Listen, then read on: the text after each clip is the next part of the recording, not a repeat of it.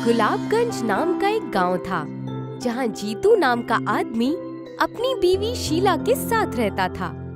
जीतू गांव में खीर बेचकर अपना गुजारा करता था। जीतू की दुकान के ठीक सामने रवि भी खीर बेचा करता था।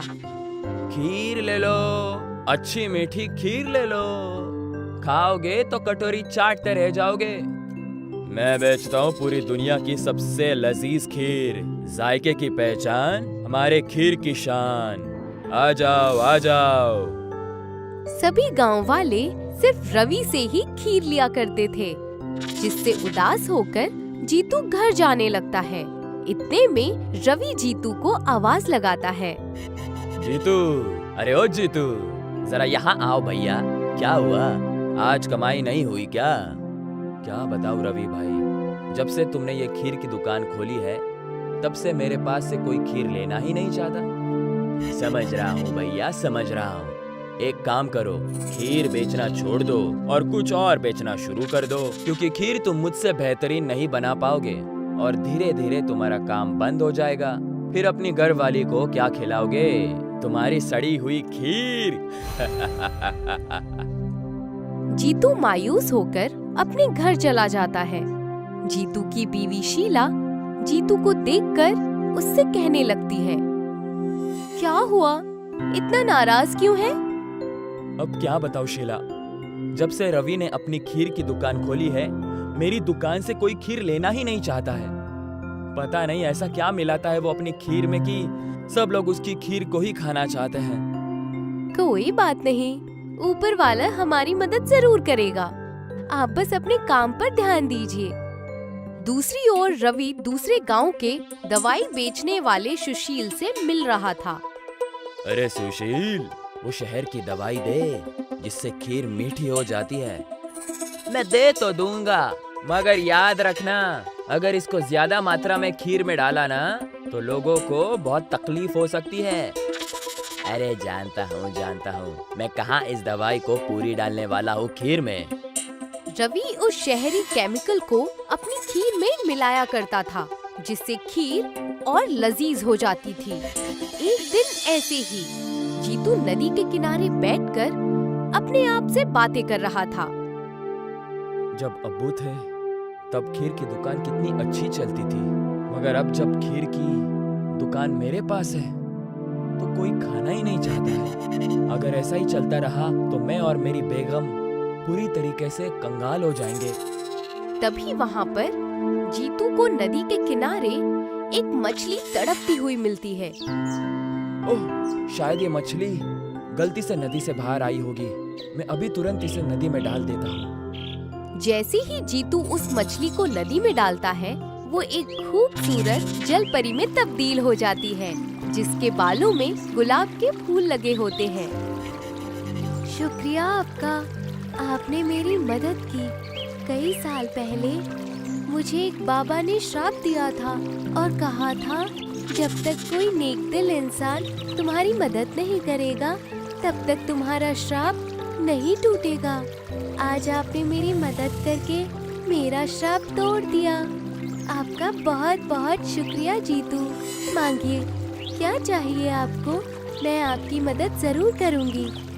अगर आप मेरी मदद करना चाहती है तो मेरी बस इतनी मदद कीजिए कि मेरी खीर और अच्छी तरीके से बिकने लगे। जलपरी अपने सिर से एक गुलाब का फूल निकालकर जीतू को दे देती है। इसे रख लीजिए। इस गुलाब के फूल की पंखुड़ियों को अपनी खीर में डालकर गांव में बेचिएगा। ये कोई ऐसा वैसा गुलाब का फूल नहीं है।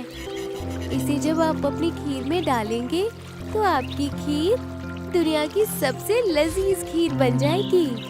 मगर इसका इस्तेमाल किसी गलत इरादे से मत कीजिएगा, नहीं तो ये गुलाब का फूल उल्टा काम करेगा।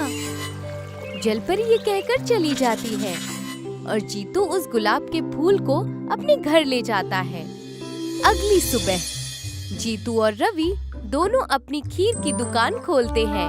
जीतू अपनी खीर में उस गुलाब के फूल की पंखुड़ियों को डाल देता है। मीठी खीर का असली खजाना, गुलाब की खीर का जादू पुराना, जायका में भरा दिल को छू जाए। गुलाब की खीर सबको भाए। आओ आओ और गुलाब की खीर खाओ। ये कौन सी खीर है भैया, पहले कभी नहीं सुनी। गुलाब की खीर, ये तो मैंने कभी नहीं सुनी। चलो चख कर देखते हैं। दोनों ही आदमी जीतू की दुकान पर पहुंचते हैं। अरे जीतू, जरा ये खीर चखाना तो, कभी सुना नहीं गुलाब की खीर के बारे में। जी अभी देता हूँ। जीतू दोनों को एक एक प्लेट खीर देता है, जिसे खाकर मानो उनके होश ही उड़ गए हैं। अरे ये तो बहुत ही लजीज खीर है, मैंने कभी ऐसी खीर नहीं खाई। तुम खीर की बात कर रहे हो? मैंने इससे पहले इतना बेहतरीन कुछ खाया ही नहीं। लाओ लाओ लाओ, हमें और दे दो, मैं तो आज खीर खाऊंगा पूरे दिन। लाओ भाई, मुझे भी 2 प्लेट दे दो। जीतू उन लोगों को गुलाब की खीर खाने के लिए देता है। धीरे धीरे पूरे गांव में जीतू की गुलाब की खीर की चर्चा होने लगती है। रवि ये सब देखकर दूसरे गांव में दवाई वाले सुशील के पास जाकर कहता है, अरे ससुरा, तुमने कैसी दवाई दी है, कुछ काम ही नहीं कर रही है। सब लोग वो जीतू के पास ही खीर खाने जाते हैं, कहीं तुमने इससे बेहतरीन दवाई उसे तो नहीं दे दी?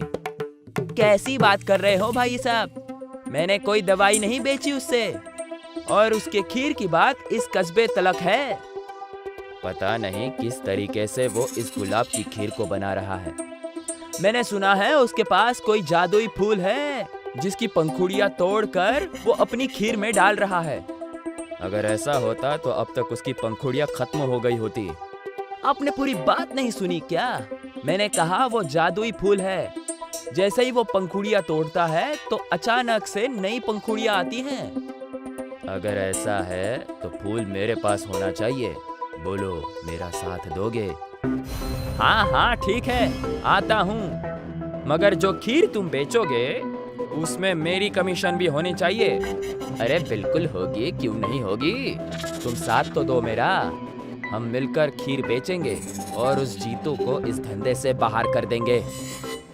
जीतू दूसरी ओर खीर बेच बेच कर रईस हो जाता है। वो और उसकी बीवी बेहद खुश होते हैं। तो एक दिन रवि और सुशील दोनों ही उनके घर की खिड़की के पास खड़े होकर उनकी बातें सुनने लगते हैं। देखिए जी, मैंने कहा था ना कि ऊपर वाला हमारी मदद जरूर करेगा। हाँ, तुमने ठीक कहा। हमारी मदद के लिए ऊपर वाले ने मुझे उस जलपरी से मिलाया और उसने मुझे ये गुलाब दिया। अच्छा सुनो, इस गुलाब को तुम संभाल कर रसोई के तिजोरी में रख देना। जी ठीक है। चलो मैं चलता हूँ। जीतू अपनी दुकान में चला जाता है। देखा सुशील, इससे ये बात तो पक्की हो गई कि उसकी खीर उस गुलाब के फूल की वजह से ही इतनी लजीज है। और तो और किसी जलपरी ने उसे ये फूल दिया था। अब हमें क्या करना है? आगे क्या, हमें बस उस जादुई गुलाब के फूल को चुराना है और उसकी खीर बनाना है। मगर हम उस फूल को चुराएंगे कैसे? बस तुम देखते जाओ और वो करो जो मैं कहता हूँ। रात का वक्त हो जाता है। रात के अंधेरे में जब सब चैन की नींद सो रहे होते हैं, उसी वक्त रवि और सुशील जीतू के घर में घुस जाते हैं। चलो, उन लोगों ने उस गुलाब को रसोई घर के तिजोरी में रखा है, मुझे पता है। रवि और सुशील रसोई घर में जाते हैं। दोनों ही तिजोरी को खोलकर उसमें से गुलाब का वो फूल निकाल लेते हैं। देखो, यही है वो फूल। अब तो हम माला माल हो जाएंगे और आगे से मुझे लोगों को घटिया दवाई भी नहीं बेचनी पड़ेगी। दोनों उस फूल को चुरा लेते हैं। जब अगली सुबह होती है तो जीतू और शीला दोनों को वो फूल कहीं भी नजर नहीं आता। ए जी, मैंने तो उस फूल को रसोई में ही रखा था, पता नहीं कहाँ चला गया। कोई बात नहीं शीला, ऊपर वाले ने दिया तो ऊपर वाले ने लिया, ऊपर वाले का सब खेल है। दूसरी ओर रवि और सुशील बड़ी सी कढ़ाई में खीर बनाते हैं और उसमें उस गुलाब की पंखुड़ियों को डाल देते हैं। खीर और लजीज बनाने के लिए वो शहरी केमिकल को भी उस खीर में डाल देते हैं और पोस्टर लगा देते हैं, गुलाब की खीर। अरे वाह रवि, तुम भी गुलाब की खीर बेचने लग गए क्या?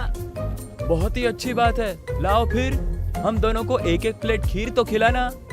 हाँ हाँ, अभी देता हूँ। ये खीर उस जीतू के खीर से कई ज्यादा बेहतरीन है।